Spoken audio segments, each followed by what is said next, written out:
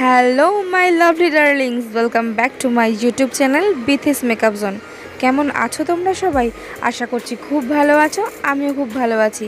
আজকে আবারও চলে এসেছি নতুন ফ্রেশ একটা মেকআপ টিউটোরিয়াল নিয়ে।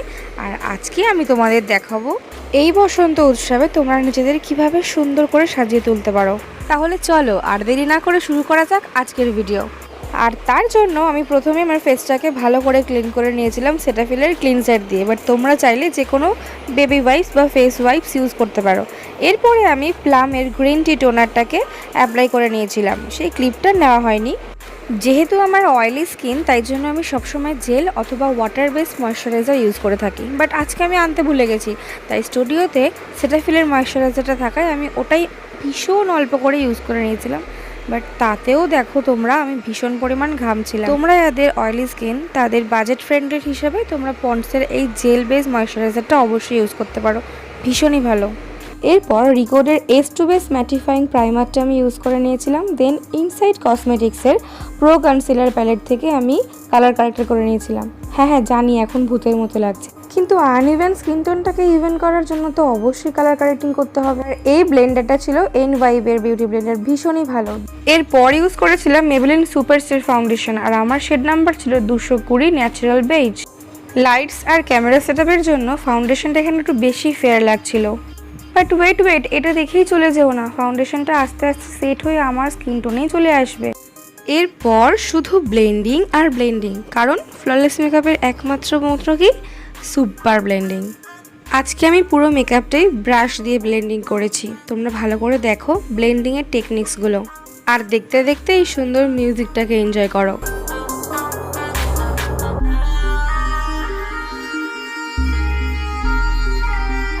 ও আচ্ছা, আর একটা ইম্পর্টেন্ট কথা তো বলতেই ভুলে গেছি।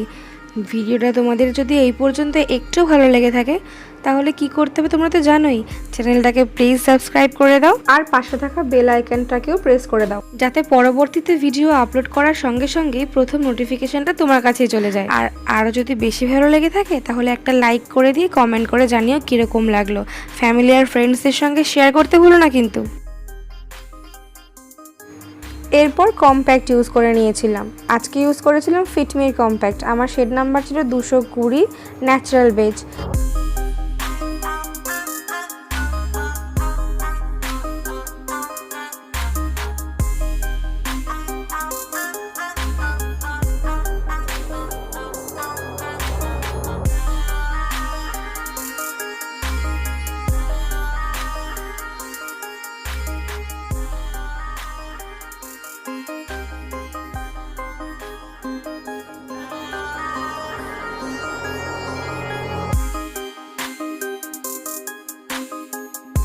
ফেস সেট করার সঙ্গে যেমন গলা কানের মেকআপও সেট করা দরকার, ঠিক তেমনও একই সঙ্গে আমি আমার আইলিডটাকেও ভালো করে সেট করে নিচ্ছিলাম। আন্ডার আই এরিয়াতেও ভালো করে সেট করে নেব কম্প্যাক্ট দিয়ে, নয়তো ক্রিজ পড়ে যাওয়ার চান্স অনেক বেশি বেড়ে যাবে। ফেস তো সেট করা হয়ে গেল, চলো তাহলে বাকি ফিচারিং ওয়ার্কগুলো শুরু করা যাক। You can be pretty all set eyeshadow palette থেকেই আজকে আমার কন্ট্যুর আর ব্লাশারটা আমি অ্যাপ্লাই করে নেবো। কন্ট্যুরিংয়ের জন্য এই দুটো শেড নিয়ে এই অ্যাঙ্গুলার ব্রাশটা দিয়ে আমি কন্ট্যুরটা অ্যাপ্লাই করতে শুরু করলাম। কিভাবে আমি কন্ট্যুরিং করছিলাম আমার ফেসের জন্য সেটা তোমরা ভালো করে দেখতে থাকো। কোনো রকম কোনো প্রশ্ন থাকলে অবশ্যই কমেন্টে জানাতে ভুলো না কিন্তু।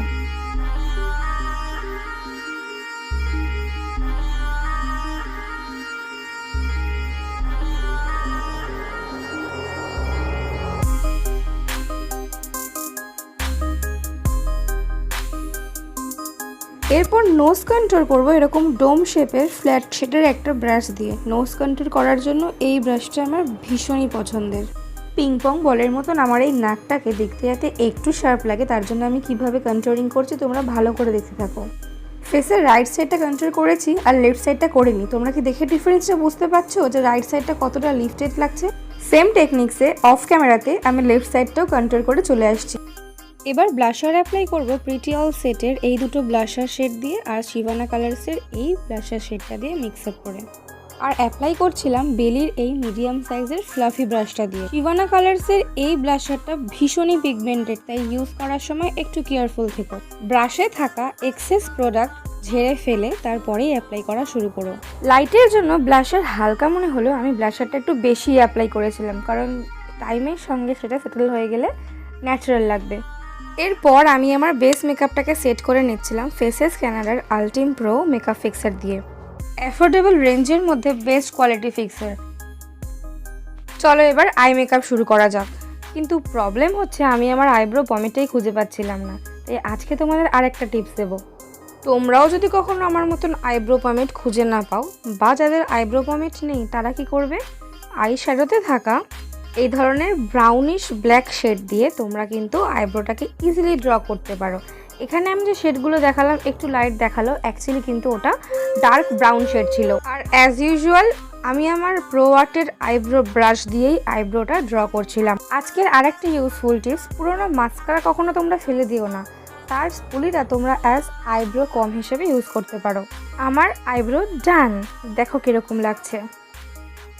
এরপর আমার হাইলাইটের প্রেমে হৃদয়টা হাইলাইটার করছিল, তাই জন্য আমি আই শ্যাডো শিফট করার আগেই শিবানা কালার্সের এই প্যালেট থেকে হাইলাইটারটা অ্যাপ্লাই করে ফেললাম।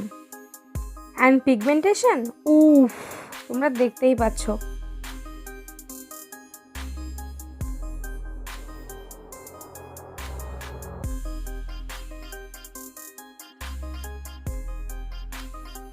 এবার চলো শুরু করা যাক আই লুক। তার জন্য প্রথমে এরকম একটা ফ্লাফি ব্রাশে অরেঞ্জিশ ইয়েলো একটা শেড নিয়ে আমি আউটার কর্নার থেকে আমার ক্রিস লাইন পর্যন্ত ব্লেন্ড করতে শুরু করলাম।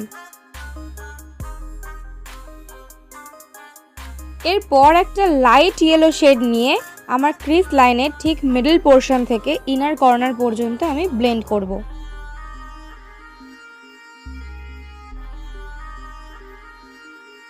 তারপর আরও একটা ফ্লাফি ব্রাশ নিয়ে আমি একটু ডার্ক অরেঞ্জ একটা শেড নিয়ে আমার আউটার কর্নার থেকে আবারও middle of the lids line পর্যন্ত আমি ব্লেন্ড করতে থাকবো। এরপর একটা স্মল ফ্ল্যাট শেডের ব্রাশ নিয়ে একটা ব্রাইট ইয়েলো কালার নিয়ে আমি আমার আইলিডে অ্যাপ্লাই করতে থাকলাম। তারপর একটা মিডিয়াম সাইজের ডোম শেপের ব্রাশ নিয়ে রেডিশ একটা অরেঞ্জ শ্যাডো নিয়ে আমার আউটার কর্নারটা থেকে ক্রিস লাইন পর্যন্ত ব্লেন্ড করব, যাতে আমার আউটার কর্নারটা আর একটু ডার্ক আর প্রমিনেন্ট লাগে। দেন ভালো করে সেটাকে ব্লেন্ড করব যাতে কোনো রকম হার্শ লাইন দেখা না যায়। এরপর আরও একটা ফ্লাফি ব্রাশে আমি একটা মাস্টার্ড ইয়েলো কালার নিয়ে আমার ক্রিস লাইনের ঠিক ওপরে ব্লেন্ড করতে থাকবো, যাতে আমার অরেঞ্জের কালারটা অ্যাপ্লাই করার পরে যে হার্শ লাইনটা আছে সেটা যাতে মার্জ হয়ে যায় আর দেখতেও খুব সুন্দর লাগে। দেন ছোট একটা ফ্ল্যাট শেডের ব্রাশ নিয়ে একটা শিমারি ইয়েলো কালার আমি ম্যাট ইয়েলো কালার উপরে প্লেস করে দিচ্ছি। এরপরে ওই শিমারি ইয়েলো শেডের ওপরে একটা গোল্ডেন প্রেস পিগমেন্ট আমি আস্তে আস্তে ব্রাশের সাহায্যে অ্যাপ্লাই করছিলাম। এরপর একটা ছোট্ট পেন্সিল ব্রাশ দিয়ে লোয়ার ল্যাশ লাইনে একে একে আইশ্যাডোগুলো আমি পুট করতে থাকবো এবং সঙ্গে সঙ্গে ব্লেন্ডিংও করতে থাকবো।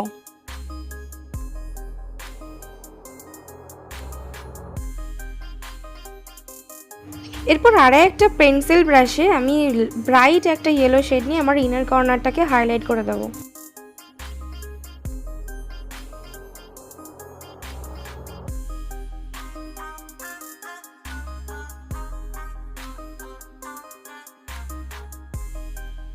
এরপর সুইস বিউটির একটা ব্ল্যাক কাজল নিয়ে আমি আমার টাইট লাইনে অ্যাপ্লাই করে নিচ্ছিলাম।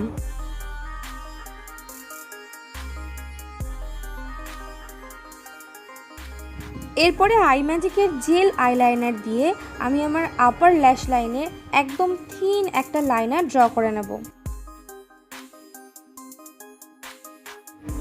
একটা চোখে আমার লাইনার ড্র করা কমপ্লিট, আর একটা চোখে অফ ক্যামেরায় করে আমি ফিরে আসছি।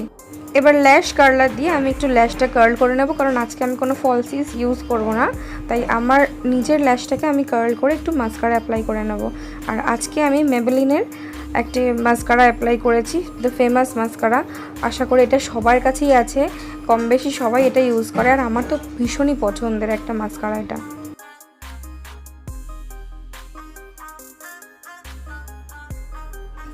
এরপর গ্ল্যাম 21-এর একটা পিঙ্ক লিপ লাইনার আমি আমার আউটার লাইনে আগে ড্র করে ওভারঅল লিপে আমি অ্যাপ্লাই করে নিচ্ছি।